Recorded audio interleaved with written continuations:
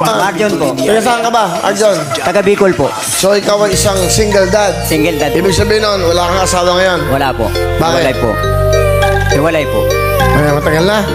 Mga almost 3 years na po. Sino, ilan ang anak mo? 4 po. Nasa iyo lahat? Opo. Nasa yung misis mo. Nag-OFW po. Tapos, Ayun. Nakakita ng mga suga po. sinabi niya sa'yo, nandun siya sa abroad, saan? Nasa Taiwan po. O, tapos sinabi niya sa'yo, nahuli mo, nalaman mo, paano? Nung una po kasi parang naglalabo na siya. Dati kasi active siya mag-online, mag-ano sa amin.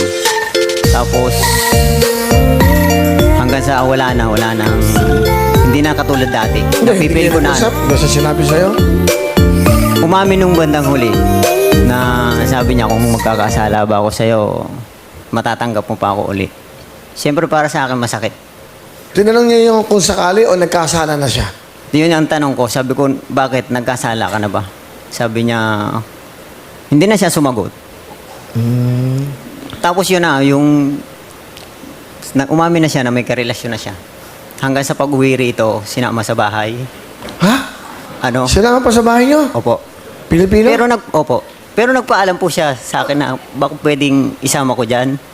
Kasi nga, hihiramin daw yung bunso namin. Pumayag po ako. Pumayag ka? Para sa mga bata, gusto nila makita eh. Gusto nila makita yung anak ko. Pumayag ka? Wala naman akong magawa. Kasi talagang kahit ano bang sabihin ko, ayaw niya na eh. Pumayag na lang po ako. So nakita mo yung lalaki? Opo, pinapasok ko po sa bahay.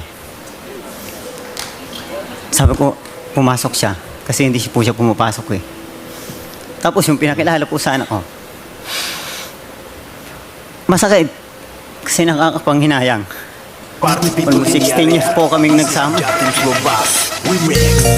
Nandahil dun sa pangarap namin. Bakit mo siya pinayagan kasi mag-abroad? Na dapat ikaw na lang ang umalis para yung mga anak mo may kalinga na isang ina. Ayaw ko nga rin sana nung una dahil may trabaho naman kami pares dito. Bakit rason niya ba't umalis siya?